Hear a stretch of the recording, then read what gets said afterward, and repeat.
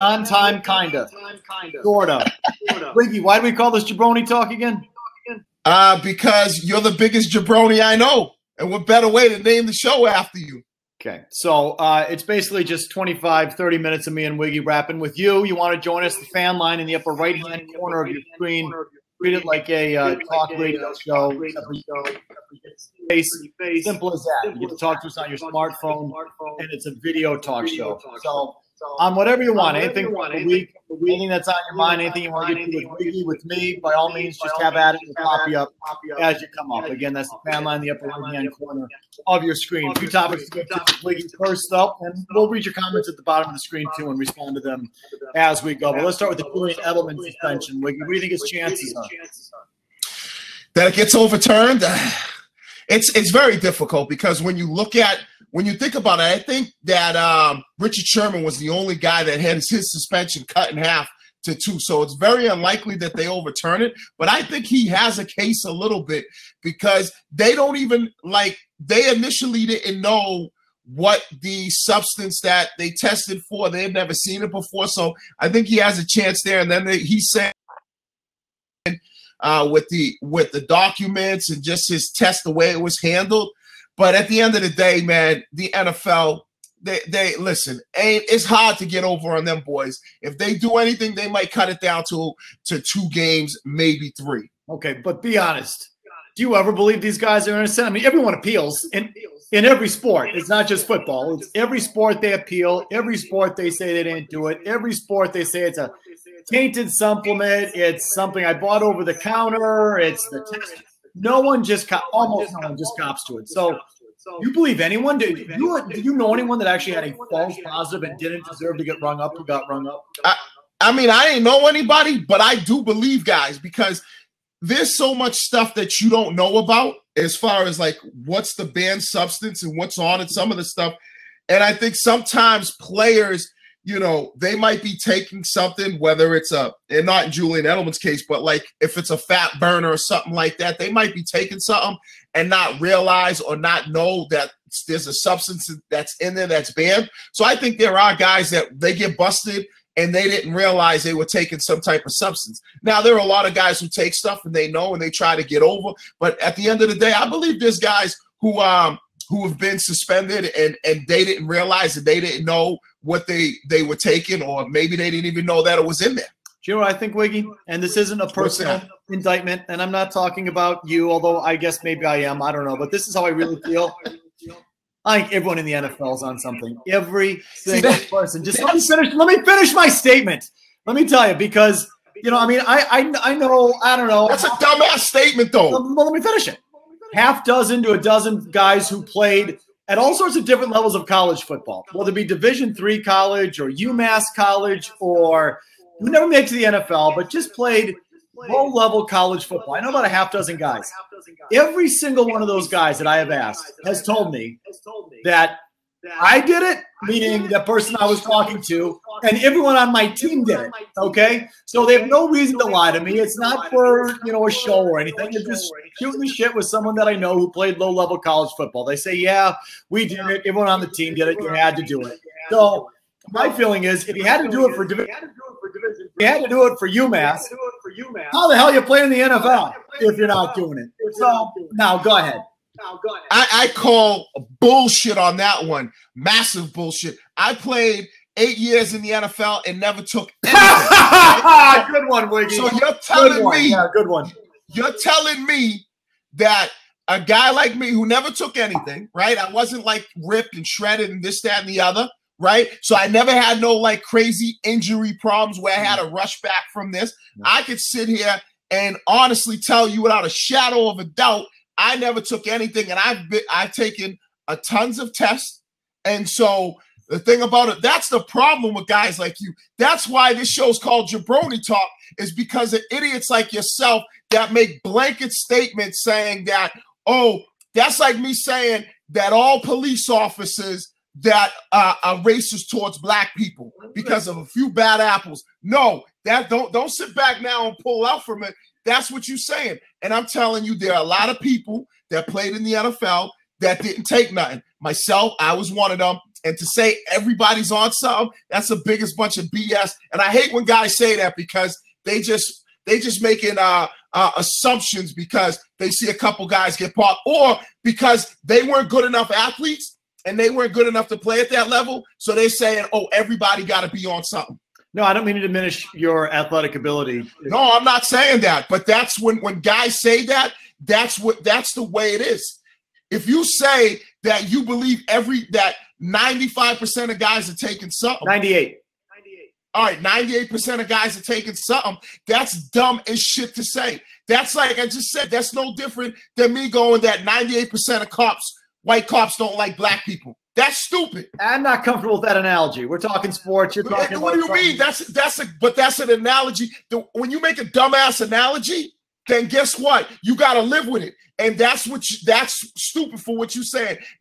You truly believe that 98% of players that play in the National Football League are on something. 98.5. There's probably a straight punter. Maybe, I'd say about 3/4 of the punters are on it, but there may be like a handful of punters or long snap. But no, the long snappers are filthy too. Who am I kidding? But that's dumb. That's a dumbass statement to say. No, we can agree to disagree. That literally is a dumbass statement to say. I'm gonna let you know that. And again, I'm not disparaging your athletic ability, but how does a slow pudgy guy? The fact it's a dumbass statement. How does a slow pudgy guy from East Boston make it to the NFL? I don't know. I mean, you tell me. Right. So that means exactly. I wasn't the biggest, but I had to be on something. That's dumb. You get for this month. What is this? This is. We'll say for July, you get the dumbass statement award for July. I'm going to send you your certificate in the mail. Item number 2. Do you believe the Red Sox didn't know about Hanley Ramirez getting pulled over in that drug situation? No, I don't think they did know, because at the end of the – see, here we go. At the end of the day, right? At the end of the day, when you talk about the whole stuff that what happened with the Hanley stuff, I don't think they were aware of it because – there's nothing out there. Hanley didn't do anything. So how are they going to know something about something that doesn't exist? Wiggy, explain that one to me. Yes, right. That a guy got pulled over with a trunk full of fentanyl, which is about as bad as it gets. Right. Trunk full with 2 kilos of it. So a massive amount of the most dangerous drug that is out on the street. And when they pull the guy over, he FaceTimes Hanley, who picks up. Now, the cops have told enough people that story gets around all these media circles. We all knew about it. You're saying the Red Sox never heard that? But what does that mean? How is that possible? Listen, I know a lot of shady people that have my phone number that can FaceTime me at any time when they get pulled over. That doesn't mean that my employer would know about that. And the same thing with the Hanley thing. I don't think the Red Sox knew about that. I don't think they were on top of it. I'm not talking about you. I'm talking about a Boston Red Sox where, again, if these troopers and these police officers are telling a certain amount of people, because it gets out in all the media circles, it's out there. And not one of those guys is going to call their friends who's a security guy with the Red Sox or at Fenway and say, hey, did you hear that this drug dealer rung up Hanley on the side of the road with a trunk full of fentanyl? Just FYI, I'm not saying Hanley did anything wrong. He probably didn't. But just that story, how does that not get to the Red Sox? Well, listen, it's the same way. I don't believe it did. Just like when we go back and we always talk about the Aaron Hernandez stuff. There was a lot of stuff that the team didn't know about. And team did not know about it. But there's stuff that they did. I mean, Bill Belichick told him to go. Bill Belichick told him, let me finish one fucking statement. Bill Belichick told him to go lamb out in California. Bill Belichick told him to get out of town. Right. He knew something was going on. Don't act like they didn't know nothing. No, I didn't say that, but I'm saying there was stuff they didn't know. But in the Hanley situation, I believe that the Red Sox weren't aware of the alleged reports that was going on with Hanley, because I don't think there was anything that was there. And so what ends up happening is there's nothing to get back to the Sox. Wiggy, there might not have been anything criminal. That's what I'm telling you. But the fact that the guy with the trunk full of fentanyl called Hanley on the side of the road isn't a story that would get back to him. You're just absolutely naive. No, it's not about being naive. The problem here, Mike, is this. You have absolutely no knowledge of that life and how it works. And so how can you say that there's automatically something's getting back to him? I don't believe that. I believe that they saw Hanley ain't had nothing to do with it, and the cops was like, yo, this is BS. We're not even going to approach that thing. Yeah. And they never got back to the Sox. Still a lot of details out there. I'm just curious. What time did the call come? What time was the traffic stop? I'm curious about that one. What time was it? Let's say it was 1 a.m. And your friend, who's the fentanyl dealer, calls you at 1 a.m. and you pick up. Oh, nothing to see here. What are you gonna do? It's just his friend. You know him from the minute. Would you give me a break? I don't know anything about that life. I guess I don't. I FaceTime people all the time. At 1 a.m. on the side of the road with a trooper up your ass, looking through your trunk full of drugs. Would you come on? I'm not saying that. And listen, we all know a bunch of shady people. Not like that. I don't know any fentanyl dealers. Number 3, John Tavares and the Boston Bruins. Who would you deal off the roster to clear the money if that's what it took to get Tavares? Would you trade Krejci? Would you trade Backus? Would you trade Krug? Would you trade Rask? Where would you start with on the money? Listen, I don't think anybody on the Bruins roster is not tradable. I would trade everybody to make the team better. And if getting a guy like Tavares is going to be a guy that's going to make you better, then I would move on from whoever I needed to move on from. I treat the Bruins the same way it comes to Celtics players. When we talk about going after a big name guy or going after a guy that can instantly give you that pop, I trade Krejci, I deal Chara, I deal Tuukka Rask. There's not a player I won't deal if I know that this is going to get me a guy that is instantly going to help this team get better. When you're talking about a guy like Tavares, somebody who scores goals all the time, yes, I trade all those guys away. Where do you start? Where do I start? I would start. Obviously, you start with Krejci because you're talking about a sentiment and you're talking about how much. Which Krejci making what? 6-7 million now? Something crazy like that. 7.25. You know. And you think about his production and you look at Tavares and what you're going to have to do as far as signing him to a new deal. So for me, I start with Krejci, you know, and then I start to see where I can go from there. Maybe you move on from a guy like Tuukka Rask. But the only problem was that who's your goalie waiting in the wings? Okay, so that situation there. I don't know why, for the life of me, they gave Chara $5 million. That's money that I would be like, if I can get that off the books, see you later, Chara. There's plenty of people on that roster that, you know, when you think about Bergeron, you know, you can't really move on. I don't think you move on from him. I would start with Krejci first. Okay. To me, it's Krejci and Backus. Chara's not on my list. I think he's brought you value the last couple of years. I'm okay with him. Listen, Chara's useless. He's the only 6'8" defenseman that I know that's always getting knocked off the puck. Yes, a few years ago, tremendous player. I take nothing away from him, but I think now as a player, it's time to move on from Chara. You should have moved on from him 3-4 years ago when I was saying it. Time to move on. When he was a top 3 paid defenseman in the league, making $7+ million a year, I'm with you. He was overpaid and a little bit of drag on your payroll. Now that he's down in the $5 million range and it's just a 1-year commitment, I think that's a value. That's good value for Chara. I'm not moving on. If you don't have him, you're totally porked.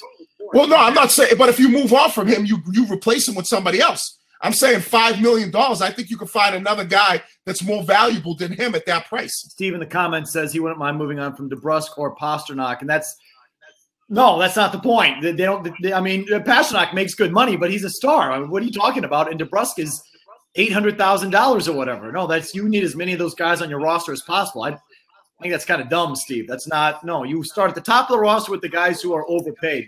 Let's bring in a guest. Ty Anderson covers the Bruins for 98.5 The Sports Hub. And what I find interesting, Wiggy, is that the Bruins already know what they would do to clear the money. I mean, obviously they wouldn't get on the plane and go pitch John Tavares if they didn't know that they already had the room for John Tavares. That would make no sense for them to go out there and pitch him with a big contract and then say, oh, how are we going to create the room? No, they know what they want to do. They probably have the deals in their back pocket. And again, Ty Anderson covers the Bees for us at 98.5 The Sports Hub. What do you think those things are? What do you think they have in their back pocket to have that room for John Tavares? Well, I think it's moving Backus is the biggest one. I think that's the absolute biggest one. You have some teams that I think would take him. St. Louis is one of those teams, and whether or not to make a move between now and then will affect that. But I think that they are the number one team there. You may have to package a prospect with it or a pick to make it happen. But that's a team. Minnesota is one as well. He's a Minnesota guy. Minnesota has 2 right shot forwards on their entire roster right now. So he could fit a need for them and really bring some of that famous locker room that really. Well, Ty, what I think is that even if they don't get Tavares, they should make that move then. If they have that money of Backus, they should do it. I mean, you got to get out from this contract. At some point, you got to get out from the Backus contract because it's going to be a killer. Okay, I'm with you. Your connection sucks. If you're on the radio, we drop you, so we're going to drop you, Ty. Thanks for checking in. All right. We appreciate it. Did you follow up on that? I mean, I'm with you. This is the one point I agree with you on, Felger, is that I'm ready to move on from Backus. I mean, when you think about the money that he's making and the production he gives you, it does not add up. Now, here's a guy that I like. That's if you move on from Backus, maybe you move on from Krejci, you get Tavares. There's a guy in there that you're looking for, that maybe that right winger. It's a guy down in Philadelphia that would make a perfect Bruin by the name of Wayne Simmons. I don't know if you can make that trade for him, but he would be the perfect fit. Gritty, tough, can put the puck in the net. I'm just saying. I love Wayne Simmons. He would bring, the big bad Bruins back to the Bruins. I love everything about him. He's got 1 year left on his contract, and then when it's over, you're looking at big money. And I think, Wiggy, they're pretty good at the forward group with their young guys who are cheap and in their system. Tavares is a whole nother class of players. So I'm going after Tavares. But other than that, I'm just relying on my system up front. But with those guys that they have, can they win a Stanley Cup? If they get some help on D, yeah. I think eventually, they're close. They're close?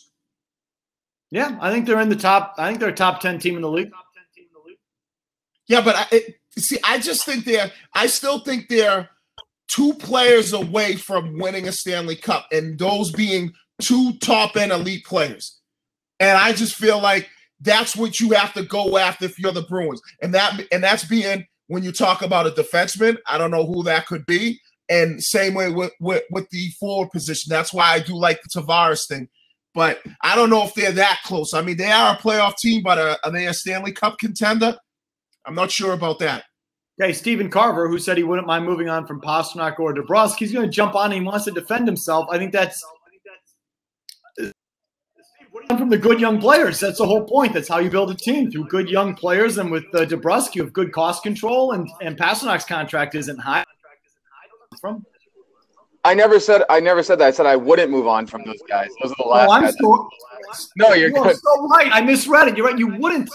No, yes. You said you wouldn't mind moving to DeBrusk or Pastrnak. I didn't mean that. I meant I wouldn't move on from them. That's what I meant to say. Okay. So, yeah, I messed up. I fucked up. Listen, Krug is the guy to move. He has the most value on the team. You look at his numbers. If you're a dumb team in the Western Conference and you don't really follow Krug day to day, you look at him and he has numbers comparable to Brent Burns. And I think he has tremendous value on the trade market. So I'd look at him to move and then clear up some space there. They don't have to move a lot of money either to get Tavares. They have plenty of cap space after Krug.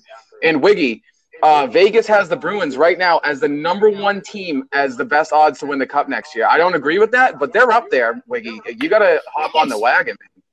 I'm not saying they're not up there. I'm a Bruins fan. I just feel like they're 1 or 2 players away from contending and winning a Stanley Cup. And if you want to talk about value, who has the most value right now that you potentially can move on from, it's got to be Tuukka Rask. Think about it. Well, only problem is we go back to you don't have a goalie in waiting. When you look at Tuukka Rask and you look at how he played this year in the postseason, he's the guy that a lot of teams would love to have. I mean, you see what the goalies were able to do for, a team like, some of these playoff teams. So I think Tuukka Rask is probably your biggest value as far as moving on from him. But unfortunately, they don't have nobody to put in there in place of him. You probably believe they should have kept Malcolm Subban, but his point on Krug, I think, is a good one. You just signed Matt Grzelcyk for a fourth of the price of Krug, and Krug's a better player, no question about it, but they're similar. 2 little guys, left shot defensemen. If you give Grzelcyk Krug's power play time, I bet Grzelcyk can score a lot of points. So that Krug is one to consider. Kevin in the comments says he wants to know why the Bruins weren't in on Hanifin. I bet they were. But when Calgary's offering Doug Hamilton, I don't think you have a match for that. Your match is Charlie McAvoy. So the idea isn't to trade McAvoy for Hanifin. It's to add Hanifin to McAvoy. I wouldn't be surprised if the Bruins were in on that and offered Brandon Carlo. And Carolina said, no, we're going to take Doug Hamilton over Brandon Carlo. But who knows? Maybe they weren't. I mean, Hanifin is someone I would have loved to have seen on this team. Let's grab another call, Wiggy. It's our buddy Matthew in Framingham. He joins us now. You'll hear him occasionally on the Felger and Maserati program on 98.5 The Sports Hub. You can listen to Wiggy on Hot 96.9 in Boston, highly rated morning show. Matthew, how you doing, kid? How you doing? Hey, Wiggy, working at 96.9, doing all those shows with certain promoters from Lawrence. You know, I don't pretending that Hanley had nothing to do with this whole thing. But you might be right about Felger. He's wrong. I don't think it's every player, but if a player's coming back from injury, he's got it right. About 95, 98% of them using it. If they're making millions and they're coming back from an injury, they're on something. And you got to admit that much, Wiggy. Well,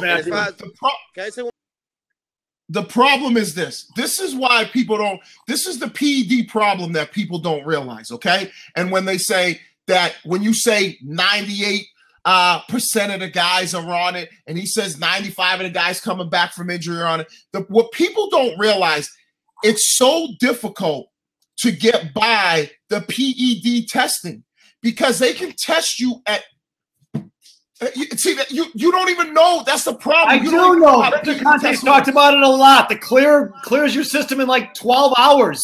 You got to be a moron to fail one of these tests. The thing about it is you never know when they're going to test you. It's not like street drugs or weed or something like that when you know exactly when they are. They can hit you at any time. So you don't know when it is. This whole thing, I'm telling you, that's the thing that gets on my nerves more than anything. It's when people who have no athletic ability, who never played the game before, can sit there and say that 98% of players are on some type of performance-enhancing drug is out of their mind. I'm telling you, that number is less than that. I would say 20% of the guys, 25% of the guys that are in the league. That's a good one, Wiggy. Andrew in the comments says Krug and Heinen for Kef Bloom in Edmonton, and then the other player whose name I have a hard time pronouncing. Shirelli is that dumb. Yes, Shirelli is dumb, Andrew, but I don't think he's eager to deal with the Bruins. I think it'd be hard to do a deal with Peter Shirelli given all their history. Ben says I'm all for moving Krug, but to be fair, he's actually been a clutch playoff scorer. He scored the biggest goal for you in the playoffs last year, no doubt about it. In the third period there against Toronto. I'm not dumping Krug just to dump him, but if you're talking about that's the difference between Tavares or not, to me that actually qualifies as a no-brainer. All right, we're going to wrap it up with 5 questions with Wiggy like we do every single week.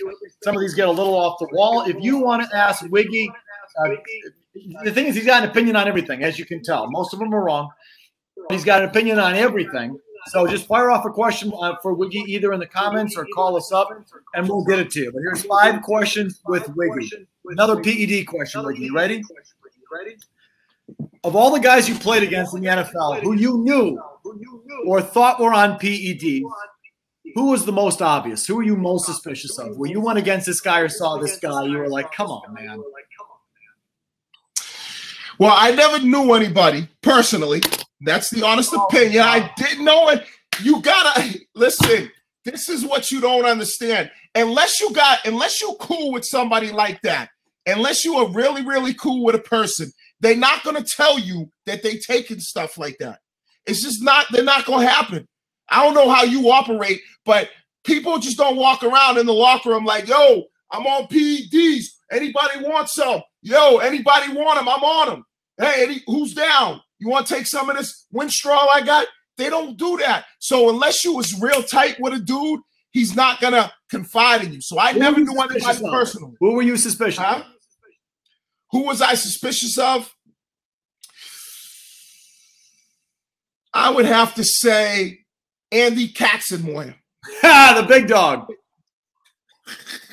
They called him the big cat, but Belichick called him the big dog because he was such a dog. That was a big guy, one of the biggest linebackers I've seen. I was like, man, if this is what linebackers look like, I'm going to have a hard time staying around in this league. Question number 4. If you were Cam Neely pitching John Tavares on the Bruins, how would you sell him on the city of Boston? What would you tell Tavares about Boston to get him to come here, the city? I would tell him straight up, listen, You're a player with the extreme talent. You are an NHL superstar, but nobody knows about you. You come here to play for Boston, you'll be known worldwide. You'll be known all across the country, and you'll have a chance to compete for a Stanley Cup and play in the postseason, something that you're not used to. Okay, but that's not particular to Boston. Is there anything about Boston you would tell them? The city. Well, no, playing for the Bruins is going to be, when you think about the NHL, when you think about the teams in the NHL that are known, and you think about the franchises, one of the greatest franchises in the National Hockey League, the Boston Bruins are one of those teams. And when you think about legendary players, it's the guys that wear their spoke be. And Tavares, you have an opportunity as a young player to come here and to put your name into that category. I thought you were going to say something like, the pie at Santarpio's or something like that. I was looking for nobody care about that, man.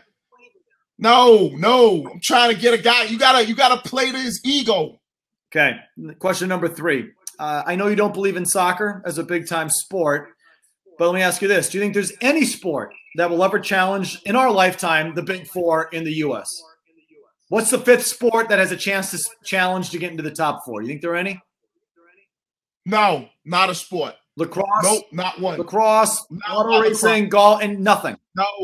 No. And listen, it's going to be the big 3 sooner or later because baseball's kind of teetering out of that one. But no, there's not a sport. Listen, no one cares. Soccer, no one cares about soccer. Unless you're from another part of the world, you really don't care about it around here. And lacrosse, no, it ain't. Unless they come up with the big lacrosse league, no. Okay. Big 4, that's all it is. It's going down to 3 in your opinion. And it's going down to 3 because baseball's, they're starting to lose. Here's the Wiggy word on the street. He sends me a text page every week to let me know what's going on in his world. And he says it in his vernacular, and now we have to translate. This one's hit the blizzy and chop it wit, W-I-T, the OGs, capital O, capital G, and everything, E-R-R-Y-T-H-A-N-G, and everything fugaz. Exclamation point, exclamation point, exclamation point. Again, hit the blizzy and chop it with the OGs and everything fugaz. Well, I tell you, man. I have no idea, Wiggy. What the fuck does that mean? You're not even going to take a guess at it? Hit the blizzy. What's a blizzy again? You got to help me with that. Listen, it's a lot of different meanings to it. It's all about how it's in the sentence. Come on, man. Chop it with the OGs. OGs being I don't know. We don't talk like this in Wellesley. What all right. Yeah, I could clearly see that. Damn, you need some swag in your life. Hit the blizzy means, yo, I was out in Lawrence. I hit the block. I talked to some of the OGs, and all that Hanley stuff is fugazi. It's fake. The OGs being? The OGs. The old heads, the original gangsters from the neighborhood. I see you got to translate the whole thing. God, man, you got to get out of Wellesley sometimes. You got to come hang with me. No one's saying that Hanley's dealing drugs. All we're saying is that I'm talking about the whole story. How do the Red Sox not hear that guy called him on the side of the road? They know he was called on the side of the road. I'm telling you what the OG said. Listen, talk to the Wood and let it know that one night, me and the fellas are going to come through Wellesley, scoop you up, and take you for a night on the town. Okay. We'll see about that, Wiggy. Fan question. Now pop them up, Cam. Here's the final question comes from a fan. It's going to be Jake in Belmont. Final question of the 5 questions for Wiggy, and then we're out of here. Jake from Belmont. Hey, show us a pretty face. What do you got? Do you plan on seeing the Uncle Drew movie this weekend? Oh, yeah. Definitely going to see Uncle Drew. I'm telling you, it's going to be a good movie, too. Second question. If offered, would you perform in Uncle Drew 2? You damn right. I come back as an old player running routes. I'm going to go see Uncle Drew. I know your boy Rich had some comments about it on us on Twitter, but, yo, I holds it down for the brothers in movies. Okay, on that note, I'm going to get back to my life. Get ready for Felger and Mads at 2 o'clock. Wiggy, we'll talk to you not next week because next week's the 4th. So we have a week off from Jabroni Talk, and then it's in 2 weeks. We'll see ya. See you later. Peace.